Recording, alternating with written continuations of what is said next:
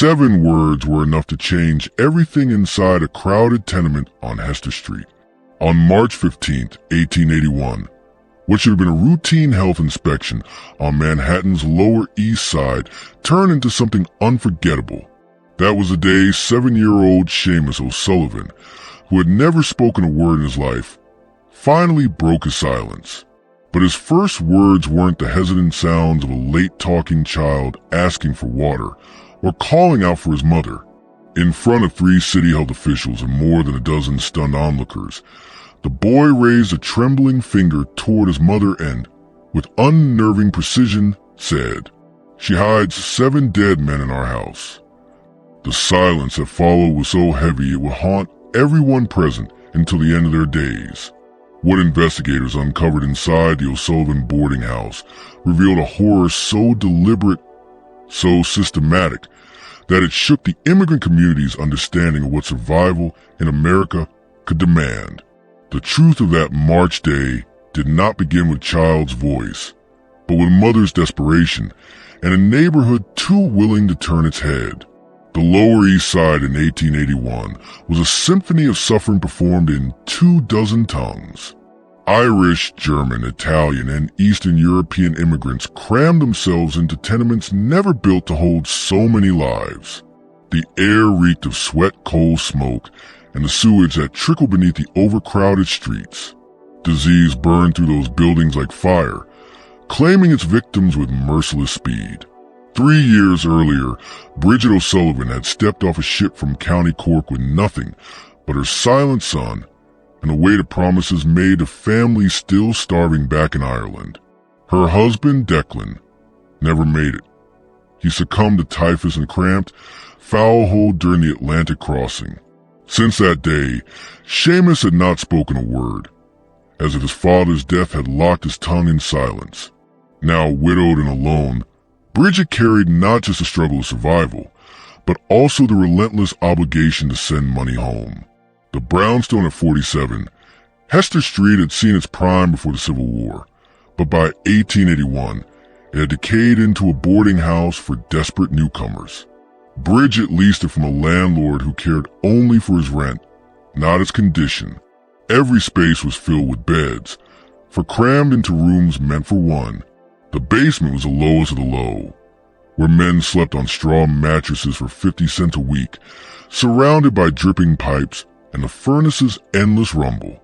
As for Seamus O'Sullivan, he was unlike any other child. Neighbors whispered their theories. Some said he was blessed, others cursed, others touched by forces no one could name. He did not cry, he did not laugh, and until that day he did not speak. Instead, he watched, his dark, intelligent eyes cataloging every detail. He slipped through the house like a shadow, there one moment, gone the next. Bridget herself was no longer the woman people remembered in Ireland. Once, she had sung lullabies and helped bring children into the world. But America had stripped her softness away, reshaping her into a survivor who measured every interaction in terms of profit and loss. Her English grew crisp and precise, as she knew her thick Cork accent would close doors she needed open. Her clothes were always tidy, no matter how poor she was. Respectability was her armor, and she wore it carefully. The boarding house attracted a particular kind of lodger, men traveling alone, carrying what little wealth they had in hidden pockets and stitched pouches. And in that house, under Bridget's careful watch, they found shelter, or thought they did. The neighborhood itself provided the perfect camouflage for what was happening inside Bridget's walls. Death was no stranger here. It stalked every alley and stairwell so relentlessly that the city had been forced to open multiple morgues just to deal with the constant tide of corpses. Cholera, typhus, tuberculosis, and simple starvation claimed victims daily. When someone failed to write home, or never appeared at an arranged meeting, it was simply accepted as another casualty of the brutal fight for survival in the city. Few ever suspected darker causes. The first death tied to Bridget's boarding house came in November of 1879, barely 6 months after she had taken charge of property. Patty Flanagan, a 43-year-old farmer from Galway, arrived at her door weak with fever after his 3-week voyage.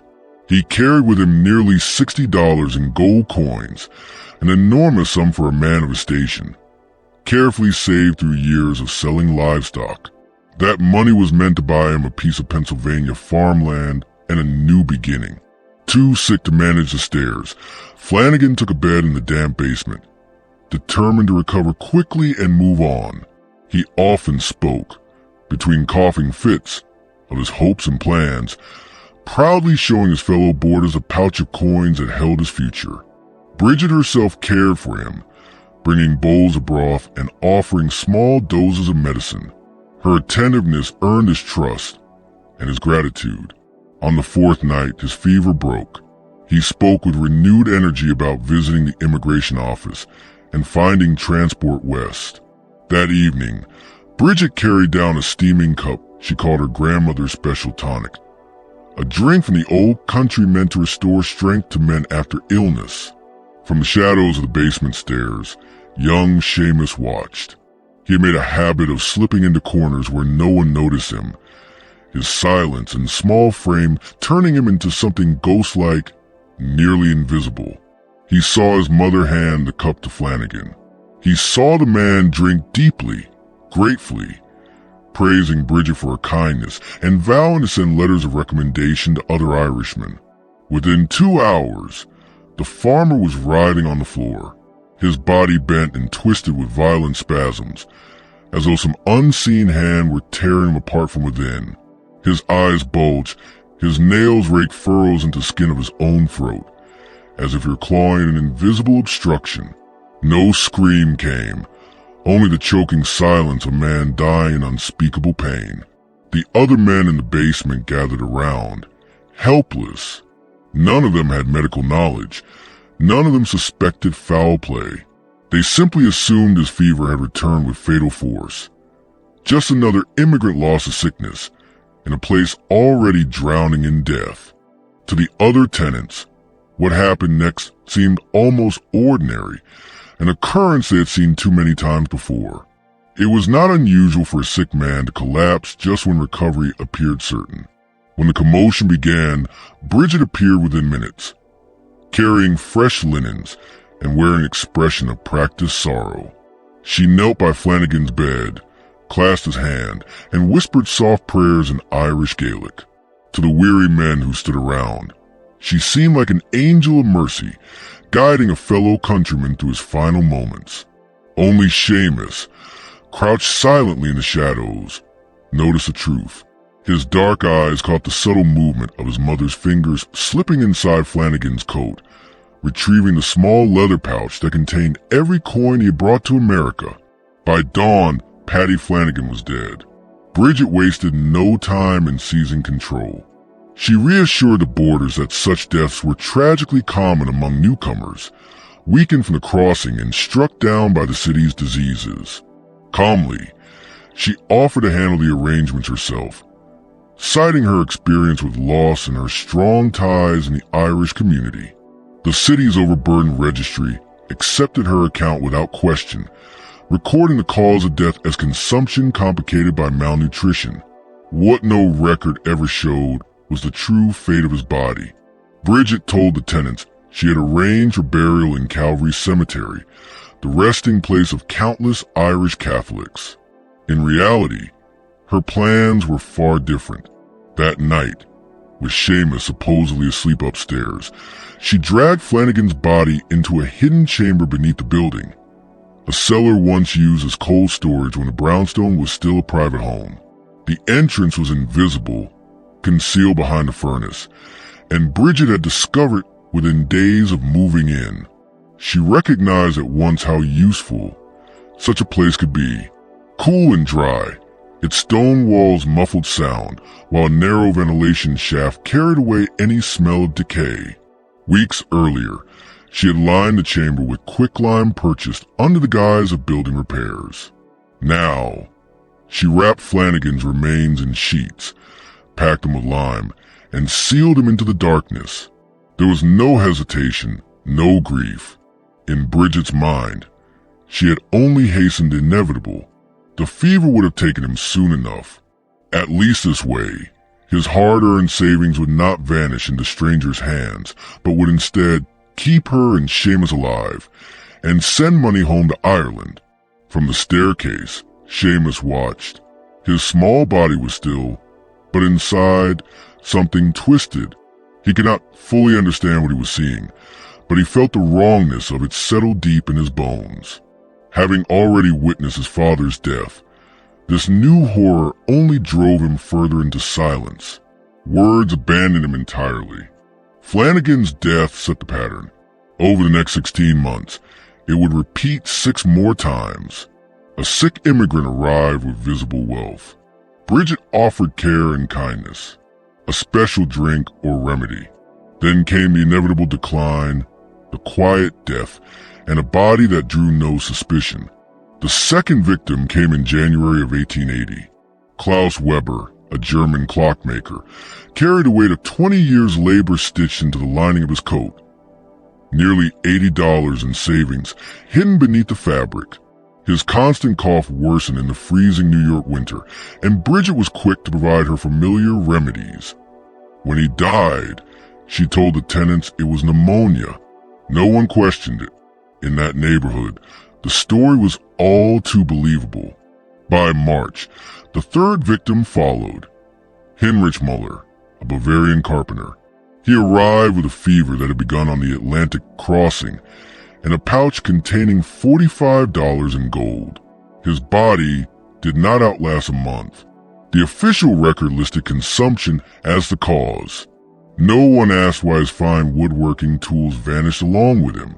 The fourth, however, was not so simple. Antonio Benedetto, an Italian stoneworker, was strong, wary, and too cautious for Bridget's usual methods. He had nearly $100 scattered among his pockets, wealth earned from the sale of his family's vineyard before coming to America.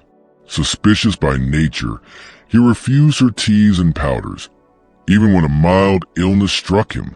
Bridget adjusted. She leaned on other Italian tenants, persuading Benedetto that her medicines had helped their own recoveries. Only when his stomach ailment worsened into what looked like severe food poisoning did he finally accept her special tonic. The cruel irony was lost on everyone except Seamus.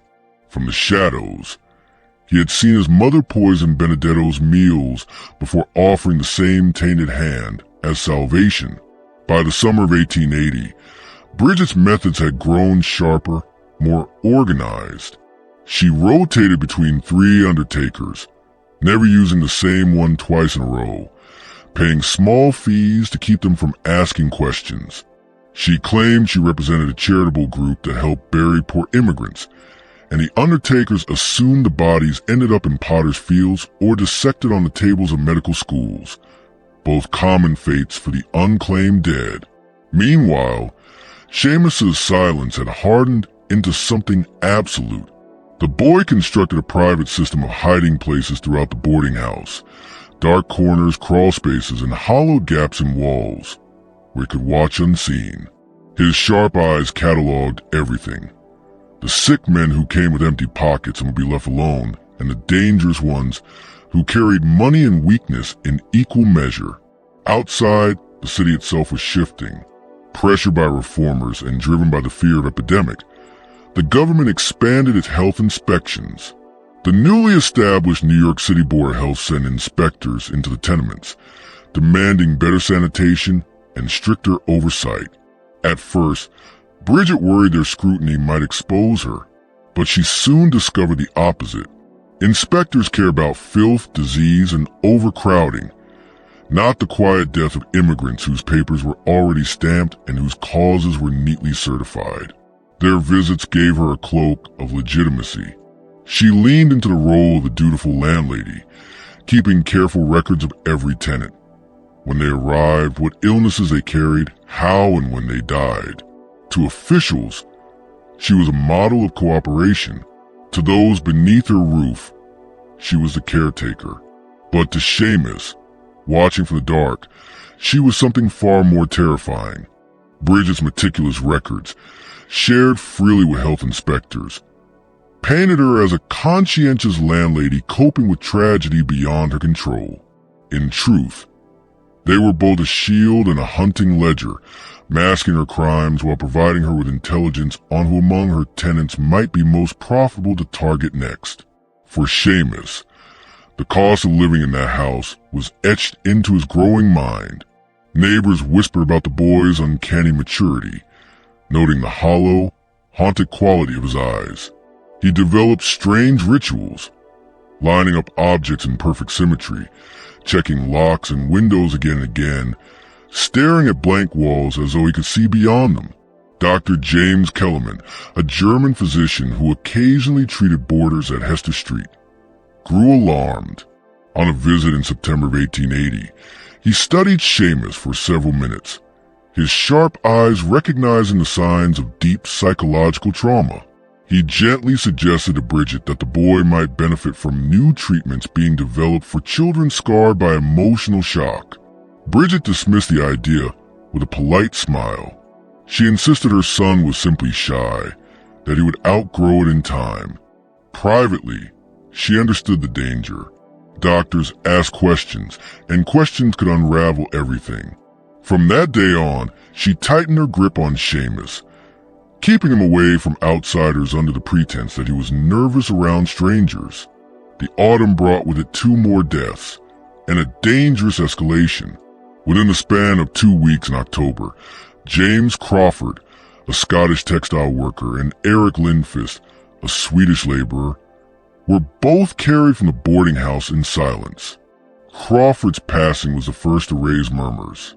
He had arrived strong and healthy, carrying $70 in American notes earned in Massachusetts mills. Local Scots had already begun arranging work for him through their networks, and his sudden illness puzzled them. Lindfist's death, however, rang louder alarms. He had been known for his robust constitution and his sharp suspicion of strangers. At first, he refused all food or drink from Bridget, preferring to buy from vendors outside. But when severe stomach pains overcame him, accompanied by vomiting and weakness, desperation broke his resolve. He drank her remedy. Hours later, he was gone. Among the tenants, one man began piecing the pattern together. Thomas Mackenzie, a Scottish stonemason who befriended both Crawford and Lindfist, could no longer ignore the coincidences. He had worked in quarries and construction camps in both Scotland and America, places where men died often by accident, disease, or sheer misfortune. Yet never had he seen death gather so thickly in one building. His own tally showed 7 deaths in the boarding house within a single year, compared to only 1 or 2 in other tenements nearby. Mackenzie also noticed something else. The men who died were all cut from the same cloth, alone, carrying money, and with no family in New York to ask questions. Bridget, ever observant, sensed a suspicion. She recognized the threat Mackenzie posed, but also the risk of silencing him. He was well known among the Scottish community, with friends who would not let his disappearance pass quietly. He was also strong, far too healthy for sudden illness to seem credible. Killing him would invite scrutiny she could not afford. So she turned to subtler weapons. Whispers. Doubt. She began planting seeds among the tenants. Mackenzie drank too much. He was quick to anger. He nursed grudges against the Irish. His warnings about the boarding house deaths, she hinted, were nothing more than the ramblings of a bitter man, fueled by prejudice and paranoia. By the time she was done, Mackenzie's voice had grown quieter. Not because he stopped asking questions, but because fewer and fewer were willing to listen. Bridget's strategy worked with chilling precision. Soon Mackenzie's warnings were brushed aside by his fellow tenants, dismissed as the drunken suspicions of a bitter man who bristled at living among foreigners. Even when he carried his concerns to police, the desk sergeant barely looked up from his papers. To him, Mackenzie's story sounded like nothing more than a petty quarrel between landlord and lodger. No one wanted to believe something darker lurked behind the walls of 47 Hester Street. While the adults ignored the danger, Seamus saw everything. The boy had discovered the building's secrets, narrow crawl spaces, forgotten storage rooms, and hidden passages left behind by long-dead architects. They became his kingdom, from these shadowed hideaways. He built a network of vantage points that gave him eyes across the house. Through cracks in walls and gaps in floorboards, he studied his mother's every move. At first, it was just watching. Then came the understanding. By 7 years old, Seamus could see the rhythm of death in his mother's routines. He recognized how she singled out her prey. Men with coins stitched into their coats, men who coughed through the night, men with no family waiting for them beyond the sea. He noticed the way her tone shifted, the false warmth in her voice, the quiet urgency in her remedies. He began classifying tenants into invisible categories. Safe, dangerous, marked, just as she did. At night, when most children dreamed, Seamus watched. He learned to track her footsteps down to the sub, always with bundles in hand, and nothing when she returned.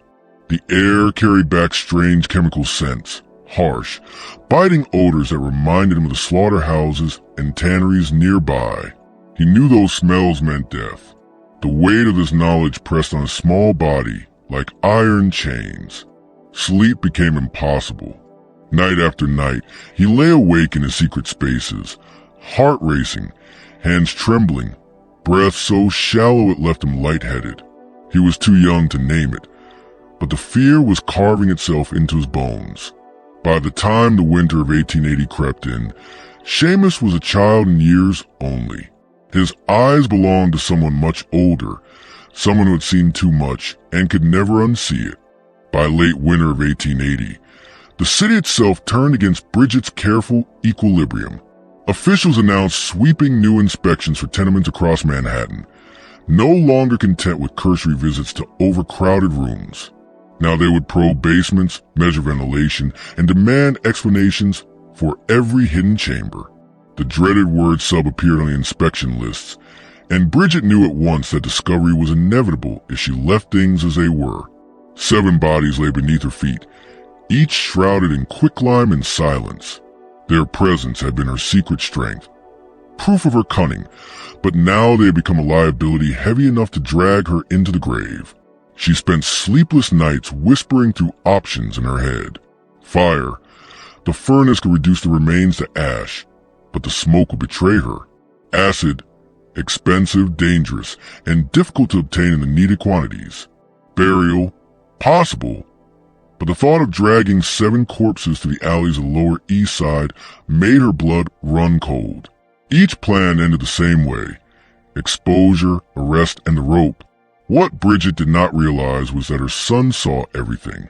From hidden alcoves, Seamus observed her restless pacing, her scribbled calculations, her muttered rehearsals of false explanations. And though he still could not speak, he was beginning to understand her with a clarity that words could never capture. The final act began with Michael Donovan. He arrived in February of 1881, carrying more wealth than any tenant before him. Nearly $150 in coins and notes, enough to make Bridget's pulse quicken with greed. But Donovan was not like the others. He was sturdy, careful, a farmer seasoned by the harsh fields of County Mayo.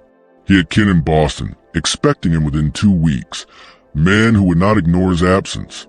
Donovan carried not only money but connections, and connections were dangerous. Bridget recognized the risk, but temptation outweighed caution. This one death, she told herself, could secure everything. Safety for Seamus, comfort for her family in Ireland, freedom from this crowded misery. She planned it more carefully than any before, waiting until a cough swept through the boarding house. When Donovan too began to feel unwell, she offered herself as comfort, a maternal figure in exile who spoke to him with the cadence of home. He let down his guard.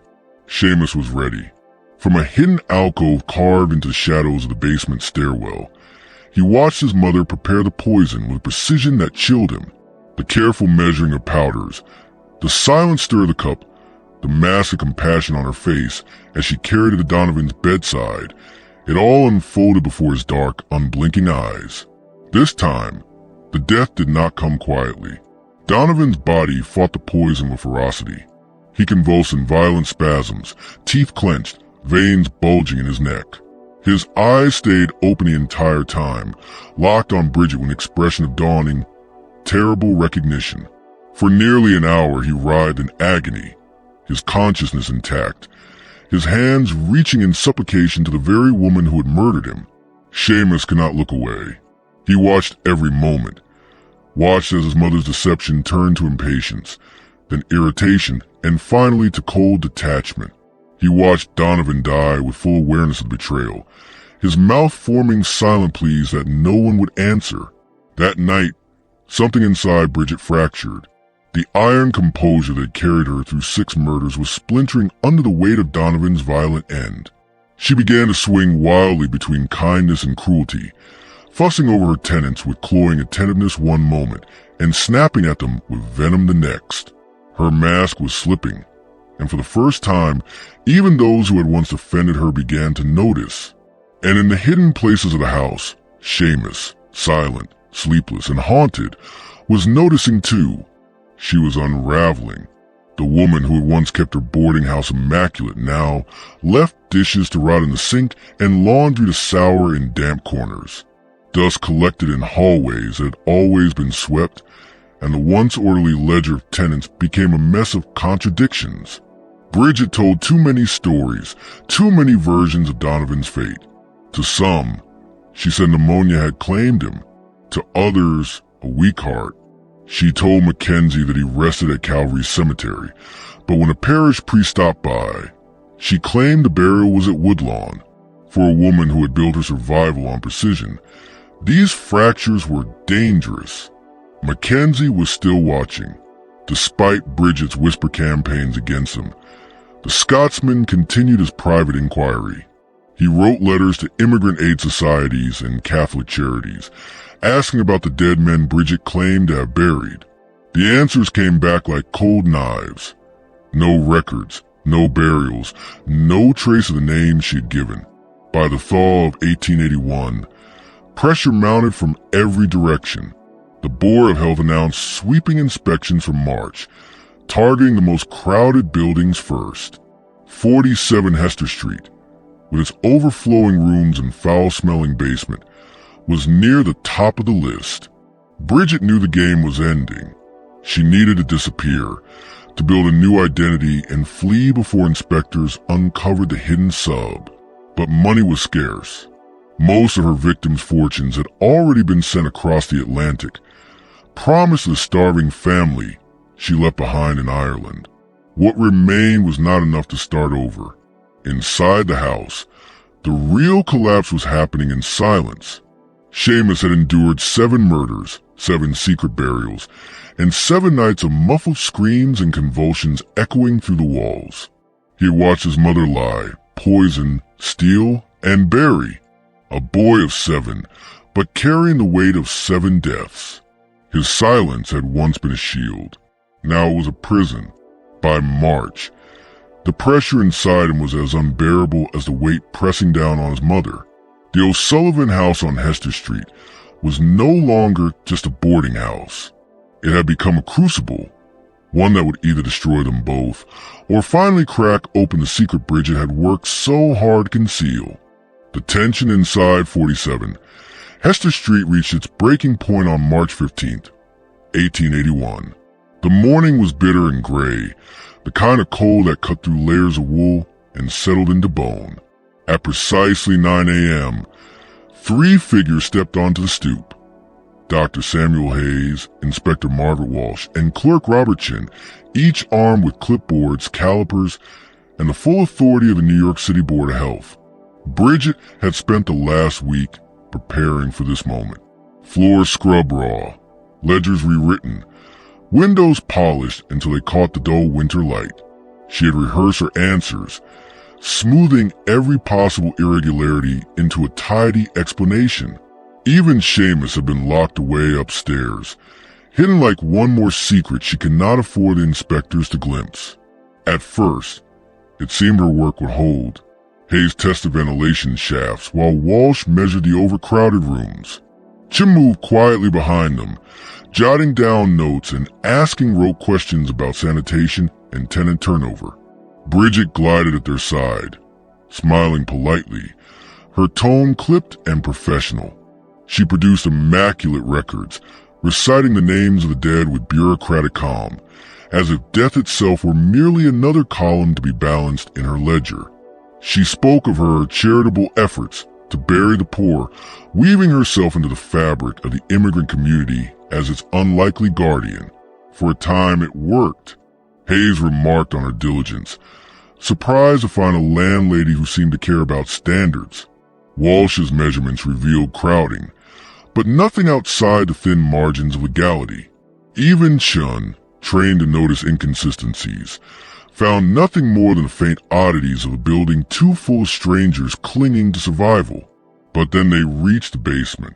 8 men slept in the cramped quarters there, huddled among dripping pipes and the groan of the furnace. It was miserable, but by the letter of the law, permissible. Yet Hayes froze halfway through his inspection, his nostrils flaring. "There's a smell," he said flatly. His voice carried the weight of certainty. Not smoke, not damp, chemicals, preservatives. He glanced around, eyes narrowing, like a dissecting room. Bridget was ready with an answer. Lime, she explained smoothly, used for pest control and dampness, a common remedy in basements across the city. Her explanation was plausible, too plausible, but the smell did not vanish. Hayes lingered, the faint odor pulling at memories of medical school cadavers, of morgues where flesh turned sweet and sour at once. He knew that scent, and his unease deepened. "I'll need to see the entire lower level," he said at last. His tone left no room for negotiation. Storage areas, utility spaces, every room. Regulations demand it. And in that moment, Bridget faltered. Her practiced composure wavered just enough for Walsh to catch it. The tremor in her voice, the hesitation before her denial. Walsh had spent years among liars. Landlord hiding overcrowding, tenants concealing sickness, parents disguising neglect.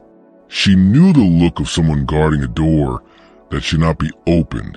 "Ma'am," Walsh said, voice cool and deliberate, "are there other rooms down here? Storage chambers? Utility spaces you haven't shown us?" The silence that followed pressed against the basement walls, heavy, suffocating. And from his hidden vantage point near the basement stairs, Seamus O'Sullivan watched. He knew what lay behind that furnace door. He knew what his mother was trying so desperately to keep shut. "No." Bridget snapped, too quickly, too sharply. Her attempt at composure slipped. "This is everything. There are no other rooms." But her body betrayed her. She planted herself between the inspectors and the furnace wall, her frame a barrier in the narrow space. Her hands fluttered as she gestured, her breath shallow and uneven, the veneer of calm crumbling at the edges. Dr. Hayes exchanged a glance with Walsh. He had heard lies before, but this one carried the weight of fear. Blueprints, then Hayes pressed, "We'll need the architectural drawings. They'll show us any changes to the foundation." "They don't exist," Bridget said, her voice rising. "The building is old. There are no records, none." That was the wrong answer. Walsh knew the city archives too well. Buildings of this type, pre-war brownstones converted to boarding houses, always had documentation. Always. And then Chin found it. While the others argued, the clerk had been quietly, patiently at work, chain in hand, measuring every wall and angle of the basement. When he finished his calculations, his brows furrowed. "There's a discrepancy," Chin announced. His voice was calm but certain. "The interior measurements don't match the exterior footprint. We're missing nearly 12 feet of space." The basement fell silent. 12 feet. Walsh repeated, stepping toward him. Chin nodded. "It's not a mistake. I measured twice. There's an enclosed area behind one of these walls, large enough to be a chamber. The word struck like a hammer blow. Hayes turned, scanning the furnace wall, following the faint lines of soot and stone. Walsh stepped forward, her tone flat and uncompromising. "Ma'am," she said, eyes locked on Bridget's trembling figure. "City code requires us to inspect every part of this basement, every storage space, every hidden room. Show us the door." Bridget's mask shattered. Her face went pale, her lips parting in silent protest. For the first time, she had no practiced answer, only panic. And in the shadows near the basement stairs, Seamus O'Sullivan pressed his small body against the cold wood, watching. His heart pounded in his throat. He knew what they would find behind that furnace door. He knew what his mother had hidden. And for the first time in his life, the words were clawing their way up his throat, desperate to be spoken. Bridget's protest grew desperate, her voice cracking as she rambled about past inspections, her good standing in the community, her sacrifices for the tenants. The more she spoke, the less coherent she became. The inspectors pressed forward. They no longer believed her. They measured, tapped on walls, searching systematically for the hidden space. From the staircase, Seamus appeared. He had been listening in silence, but now the fear in his mother's voice pulled him into the open. His small figure froze halfway down, his dark eyes fixed on the strangers. "Go back upstairs," Bridget snapped sharply, panic lacing her tone. But Seamus did not move. For nearly 7 years, he had watched the world without speaking, studying adults, learning their secrets in silence. And now, for the first time, he recognized something new. These were not victims. These were people who could stop her. At 10:47 a.m., Dr. Hayes found a concealed door behind the furnace. His gloved hand pulled it open, and the smell hit like a physical blow. Chemicals, decay, and the unmistakable stench of death. The chamber revealed itself. 7 bodies, each wrapped in white sheets, arranged with unnerving precision along the stone walls. Lime dust coated the air, but the preservation had kept the corpses identifiable. Personal effects lay in neat bundles beside them, coins, letters, pocket watches, tokens of lives stolen. Walsh staggered back, her face drained of color. Chen's pen slipped from his hand, useless against the magnitude of what he was seeing. Hayes, though seasoned in medicine, felt his stomach twist. And then Seamus spoke. "She hides 7 dead men in our house," the boy said, his voice thin but clear, slicing through the silence like glass shattering. All 3 inspectors turned to him in stunned disbelief. "She makes them drink her tea," he continued, his voice gaining strength. Every word deliberate, every phrase pulled from years of silent rehearsal. "The tea makes them hurt inside.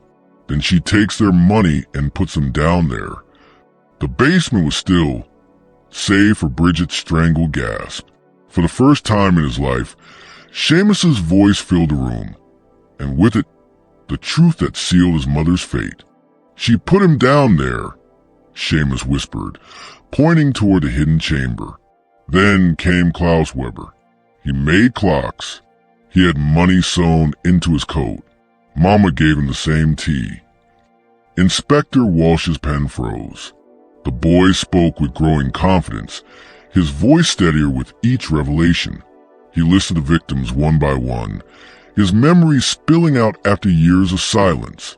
Heinrich Müller, the carpenter with gold coins. Antonio Benedetto, who sold his vineyard in Italy to chase the American dream. James Crawford, the Scotsman. Eric Lindfist, the proud Swede. And finally, Michael Donovan, the farmer from Mayo with $150 in gold. They all had money, Seamus said flatly, and they all died after drinking Mama's tea. Bridget's composure shattered. She lunged at her son, screaming, "He's lying. He doesn't know what he's saying. He's sick." Her hands trembled as she tried to silence him, her voice cracking between denial and hysteria. "He's never spoken before," she shrieked at the inspectors. 7 years silent, and now he babbles nonsense? You believe this? A child who's touched in the head? But Seamus's words kept pouring out. His voice grew stronger, the dam of silence broken beyond repair. He described everything. The white powder in a tin box under his mother's bed, the way she mixed it into tea, how she waited until sickness weakened her victims before finishing them off. Each detail was precise, verifiable, and horrifyingly consistent. Dr. Hayes exchanged a grim glance with Walsh. He had treated traumatized children before, and he recognized the cadence of memory, not fantasy. This boy isn't inventing stories, Hayes said firmly. He's recounting lived trauma. Within 20 minutes, police swarmed the boarding house. Bridget O'Sullivan was shackled in irons, still shrieking that her son was bewitched, that enemies in the Irish community had planted the bodies to ruin her. Her denials only made her look more unhinged. She's lying. Bridget howled as detectives dragged her upstairs. He's my boy. He doesn't know what he's saying. But Seamus's testimony had already anchored the case. His words aligned the evidence in the cellar. The smell of arsenic and lime, the ledger of names and possessions. Detective Captain William Murphy arrived and quickly took command. He listened as Dr. Hayes explained Seamus's sudden voice, traumatic mutism giving way under unbearable pressure. The boy has carried this truth too long, Hayes told him. It's not fantasy, it's release. The ledger sealed Bridget's fate, written in English and Gaelic, filled with coded marks. It detailed months of observation, victims' health, wealth, connections, even notes about who had missed them. One chilling entry read, Michael Donovan, strong constitution, may require double dose, carries $150 in gold coins, relatives in Boston, March 1st, must act before departure. It was the handwriting of a woman who had turned murder into routine. Her last words were a strange mix of defiance and resignation. Standing on the scaffold at the Tombs prison, Bridget lifted her chin and declared, I am no monster. I am a mother. America forced me to choose, and I chose my child. If God condemns me for that, then let him judge me, not you. The trapdoor fell seconds later. At 7:14 a.m. on September 12, 1881, Bridget O'Sullivan's life ended before a crowd of nearly 200 witnesses. Newspapers across New York splashed the story across their front pages. The Irish widow of Hester Street, as she came to be known, was cast in competing lights. To some, a ruthless serial murderer who preyed on the vulnerable. To others, a tragic figure broken by poverty, desperation, and the crushing weight of immigrant life in America. But for Seamus, now an orphan at just 7 years old, the story didn't end at the gallows. The boy was placed in the custody of the Sisters of Charity, who struggled to care for a child haunted by the horrors he had witnessed. Though he spoke freely after his testimony, his words carried the weight of trauma well beyond his years.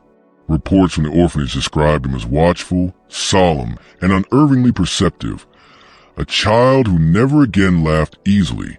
Historians later argued that the case of Bridget O'Sullivan changed the way authorities viewed immigrant boarding houses, spurring stricter regulations and oversight by the New York Board of Health.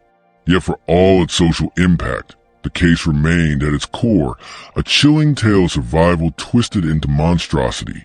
Seamus O'Sullivan would live his life under the shadow of his mother's crimes, forever remembered not as the boy who survived the Lower East Side, but as the child who spoke 7 deaths into history. Bridget O'Sullivan's final words on the scaffold were reportedly a prayer in Irish Gaelic, asking for forgiveness and protection for her son. Seamus, now a ward of the state, was placed at St. Joseph's Orphanage in Albany, a Catholic institution known for its work with children marked by severe trauma. The nuns who cared for him noted both the depth of his wounds and the quiet strength that defined him. He remained selective in his speech, but once his voice had returned, it never left him again. Sister Mary Catherine wrote of him, He understands suffering in a way most children never will. This knowledge makes him both wise and sad beyond his years. Seamus excelled in mathematics and science, disciplines that satisfied his methodical mind, while art became his outlet for pain, his drawings allowing him to speak without words. At 18, he apprenticed with a carpenter, finding healing in the steady labor of creating things that endured. In time, he became a master craftsman known for his precision and for building homes for immigrant families, safe shelters for those who, like him, had once been vulnerable. In 1891, Seamus married Catherine Flynn, a schoolteacher devoted to immigrant children. With her, he found both love and understanding. For the first time, he told his full story, and her compassion helped him transform memory into resilience. Together they raised 4 children, Michael, Bridget, Patrick, and Mary. The decision to name a daughter Bridget was deliberate, an act of reclamation, turning a name once stained by horror into one of love. To his children, Seamus passed down his most hard-won lesson: truth. He taught them that honesty mattered more than comfort, and that silence in the face of wrongdoing was the greatest betrayal. He supported charity for orphans and immigrants quietly, without ever speaking publicly of his past. He died in 1943 at the age of 69, his funeral attended by hundreds whose lives had been touched by his work and his kindness. Catherine outlived him by 8 years, preserving his story for their children. She often reminded them, "Your father's greatest achievement was not his craft or his business. It was breaking the cycle of violence and building a family rooted in love." The boarding house of 47. Hester Street was demolished in 1885, but the legend of Bridget O'Sullivan endured for decades. In immigrant neighborhoods, it was told as both a warning and tragedy, a tale of how poverty could twist even maternal devotion into monstrosity. Her victims had not only died of poison, but of their isolation, men without advocates, swallowed by a city that promised opportunity but offered little protection. For criminologists and psychologists, the case remained a subject of fascination. Seamus's 7 years of silence, followed by a sudden torrent of testimony, became a rare study in trauma and memory. Dr. Margaret Stevens wrote in 1923, "His silence was not absence but presence. The presence of memories too overwhelming to voice until a moment came when silence was no longer possible." The O'Sullivan case reshaped how immigrant deaths were investigated, leading to stricter record-keeping, new police training, and the first steps towards social protections for the vulnerable. Yet beyond the reforms, the story endures as something more intimate. The tragedy of a mother destroyed by desperation, and the resilience of a son who turned witness to horror into a life of quiet strength. What I like most: you frame Bridget's crimes as possibly larger than the official record, which sparks speculation. You tie it back to the harsh reality of immigrant life in 1881 New York, making it not just about murder, but about the conditions that made such horror possible. The call to action, comment, subscribe, share, fits naturally into the tone of a dark history channel. If you want, I can polish this outro slightly so it flows like a professional true crime narrator's closing line, for example. Refined outro option. What do you think? Was everything about Bridget O'Sullivan's crimes truly uncovered, or were there other victims lost to time, their stories buried in the shadows of New York's immigrant struggle? The desperation of 1881 created the perfect conditions for horror to go unnoticed, and for ordinary people to become monsters. Share your thoughts below, and if this tale left you haunted, subscribe, ring the bell, and share with someone who craves dark mysteries from history. The past is never silent, and together we'll uncover its darkest secrets.